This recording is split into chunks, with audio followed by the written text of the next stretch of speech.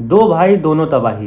Instagram या किसी भी सोशल मीडिया के प्लेटफॉर्म पे आप लोगों ने ये डायलॉग बहुत ही बार सुना होगा और कई लोगों ने इसको यूज़ भी किया होगा। तो इस चीज़ को पूरी तरह से प्रूफ करके दिखाया है और फोर्सफुली और इम्पैक्टफुली प्रूफ करके दिखाया है संजू सैमसन और तिलक वर्मा ने, दो भारतीय युवा शेरों ने जो तबाही मचाई है दक्षिण अफ्रीकाई सरजमी पर। दक्षिण अफ्रीका के प्लेयर्स के बीच में जो खौफ पैदा किया है भारतीय बैटर्स का, वो देखने लायक था। तो नमस्कार दोस्तों, एक बार फिर से स्वागत है आप लोगों का मेरे YouTube चैनल में। तो दोस्तों आज हम बात करेंगे भारतीय टीम वर्सेस दक्षिण अफ्रीकाई टीम, जो कि चौथा मैच खेला गया और यही फाइनल मैच था सीरीज़ का T20 का। तो इसमें कितने रिकॉर्ड्स टूटे, क्या कुछ घटा इस मैच के बीच और इस सीरीज़ में, तो ये सब बातें करेंगे। तो सबसे पहले मैं आपको बता दूं कि इसमें कितने रिकॉर्ड टूटे। एक दो नहीं, टोटल 8 रिकॉर्ड टूटे हैं दोस्तों इस मैच में। और कोई ऐसे छोटे मोटे रिकॉर्ड नहीं है, रिकॉर्ड ऐसे हैं कि पूरे इंटरनेशनल क्रिकेट जगत में सनसनी फैला दिया और अपना डंका बचाया है भारतीय टीम ने। तो अगर पहला रिकॉर्ड बता दें तो आप लोगों को कि जो विदेशी सरजमी पे टोटल हाईएस्ट स्कोर था वो भारतीय टीम ने बना दिया, 283 रन, 283 रन का साउथ अफ्रीका के खिलाफ बना दिया। उसके बाद जो दूसरा रिकॉर्ड टूटा है वो 135 रन का साउथ अफ्रीका को हराया है भारतीय टीम ने। तो किसी भी टीम ने ऐसे नहीं किया है, तो ये एक रिकॉर्ड। तो दोस्तों तीसरा रिकॉर्ड जो है वो 210 रन की जो पार्टनरशिप बनाई है संजू सैमसन और तिलक वर्मा ने, नाबाद पार्टनरशिप। ये जो रिकॉर्ड है ये इंडिया के लिए हाईएस्ट एवर पार्टनरशिप रिकॉर्ड हो गया है। तो दोस्तों जो चौथा रिकॉर्ड है वो चौथा रिकॉर्ड ये है कि संजू सैमसन पहले ऐसे खिलाड़ी बने कि जो एक कैलेंडर ईयर में लगातार नहीं 3 शतक मारने वाले पहले खिलाड़ी बन गए हैं एक कैलेंडर ईयर में। तो संजू सैमसन के लिए ही नहीं, ये भारतीय टीम के लिए गर्व की बात है और हम सब इस पे प्राउड फील करते हैं कि एक भारतीय प्लेयर ने इस तरह से परफॉर्मेंस दिया है और एक सीरीज़ में लगातार एक सीरीज़ में 2 शतक मारे हैं। उनके टोटल लगभग 230-40 रन बने हैं और दोनों शतक से आए हैं, 2 जीरो है 2 शतक है। और अगर इसके बाद का एक रिकॉर्ड की बात करें तो तिलक वर्मा जो है वो दूसरे खिलाड़ी बन चुके हैं भारतीय टीम से लगातार 2 शतक जड़ने वाले। इससे पहले संजू सैमसन ने ही ये कारनामा किया था इस सीरीज़ में, इस सीरीज़ के पहले मैच में। उसके बाद तिलक वर्मा लगातार 2 शतक मारते हैं तीसरे और चौथे मैच में। उसके बाद सबसे एक ताबड़तोड़ रिकॉर्ड जो है वो 23 छक्के मारे हैं भारतीय टीम ने किसी एक इनिंग में। पहले था 22 छक्कों का रिकॉर्ड, वो भारतीय टीम का ही था शायद, और अपना ही रिकॉर्ड तोड़कर भारतीय टीम आगे बढ़ गई, 23 छक्कों का रिकॉर्ड बनाया है। उसके बाद आखिरी रिकॉर्ड जो है 12 विकेट का वरुण चक्रवर्ती, मोस्ट विकेट है किसी T20 सीरीज में, बायलैटरल सीरीज में मोस्ट विकेट पाने वाले भारतीय स्पिनर बने हैं वरुण चक्रवर्ती। तो ये कई सारे रिकॉर्ड टूटे हैं। अब इसके बाद हम आते हैं कैसे ये पूरा घटनाक्रम जो भी मैच का हुआ है उस पर हम बात करते हैं। तो सबसे पहले भारतीय टीम की बल्लेबाजी क्रम पर बात करते हैं। बल्लेबाजी क्रम पर क्या ही बात करें दोस्तों, एक तो केवल विकेट गिरा है, तो वो भी प्लेयर 200 के स्ट्राइक रेट से ताबड़तोड़ बैटिंग कर ही रहा था। 36 रन बनाए हैं 18 बॉल पर अभिषेक शर्मा ने, वो भी बहुत ताबड़तोड़ बैटिंग कर ही रहे थे कि अपना विकेट कैच दे बैठे। बस शुरू में जो पहला ओवर था उसमें भारतीय बल्लेबाज थोड़ा सहमे हुए नजर आ रहे थे, संजू सैमसन और अभिषेक दोनों ही, क्योंकि एक कैच अभिषेक का छूटा फर्स्ट स्लिप में रीजा हेनरिक्स के द्वारा और मैक्रो जेनसन बॉलिंग करा रहे थे, और एक कैच हम कहेंगे कि संजू सैमसन का भी भाग्यशाली रहे, हालांकि थोड़ा दूर गिरा था, थर्ड स्लिप पे लगभग गिरा था गली और स्लिप के बीच में, तो वो भी थोड़ा सा एक था। और एक बार और भाग्यशाली रहे थे, उसी ओवर में संजू सैमसन इनसाइड एज लग के विकेट के बगल से बॉल निकल गई थी।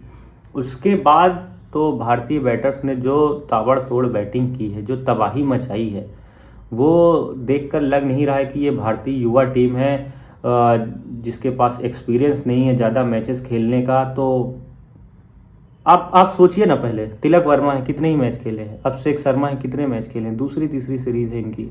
तिलक वर्मा भी ज़्यादा एक्सपीरियंस नहीं है। संजू सैमसन को आप कहेंगे 10 साल से आते जाते रहे हैं टीम में, मगर स्टेबिलिटी के साथ श्योरिटी के साथ टीम में कभी नहीं रहे कि हाँ हम 4 मैच की सीरीज है तो चारों खेलेंगे। कई बार तो ऐसे हुआ है कि वो जाते हैं टीम के साथ 0 मैच खेल के, एक भी मैच मौका नहीं मिलता, वापस चले आते हैं। तो इस मैच में उनको भरोसा दिलाया था कप्तान ने, कोच ने, कि हाँ आपको भरपूर मौका मिलेगा और आप फ्री हैंड खेलिए। देखिए दोस्तों, जहाँ पर लगाम नहीं होता, जहाँ पर आज़ादी होती, वहाँ पर किसी भी इंसान का जिस चीज़ क्षेत्र में है वो उसका जो परफॉर्मेंस होता है, उसकी जो क्या कहते हैं, उसकी जो एफिशिएंसी होती है, वो मुझे लगता है वो पीक पर होती है। अगर वो एक पॉजिटिव अप्रोच के साथ अपने वर्क को अगर वो कंप्लीट करना चाहता है तब, अगर वो गलत वे में लेगा तो फिर उसके लिए मैं ज़्यादा कुछ नहीं कहूँगा।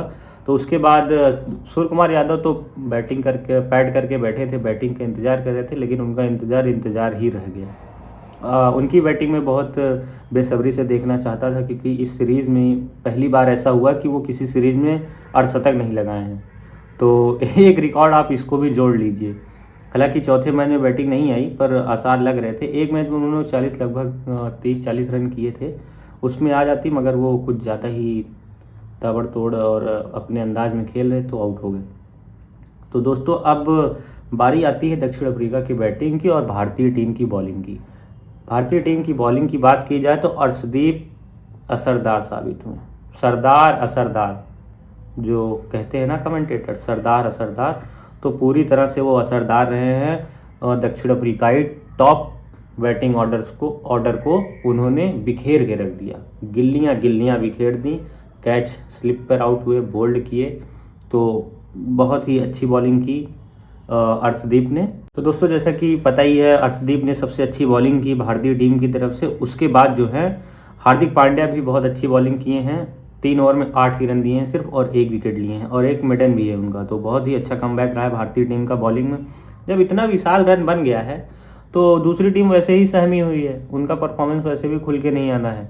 तो इसी चीज़ का हमें लगता है भारतीय बॉलर्स ने फ़ायदा उठाया, और दक्षिण अफ्रीका के बल्लेबाजों को, जो उनके मन में डर था कि हार जाएंगे मैच, सीरीज़ तो हार ही गए थे लगभग, तो वो बस सीरीज़ बचाने की साख में, मतलब जिस तरह से भारतीय टीम ने उनको दबोचा है वो बहुत ही दिलचस्प नज़ारा था। जिस तरह से उनके प्लेयर्स जो पहले दूसरे तीसरे मैच में जो मतलब इतना एटीट्यूड दिखा रहे थे और इतना मतलब फालतू का एग्रेशन दिखा रहे थे, वो अब उनका दबा का दबा रह जाएगा। भारतीय किसी भी प्लेयर्स ने एग्रेशन नहीं दिखाया, सिर्फ बैटिंग और बॉलिंग से उनको जवाब दिया है, यही सबसे अच्छी बात थी भारतीय टीम की।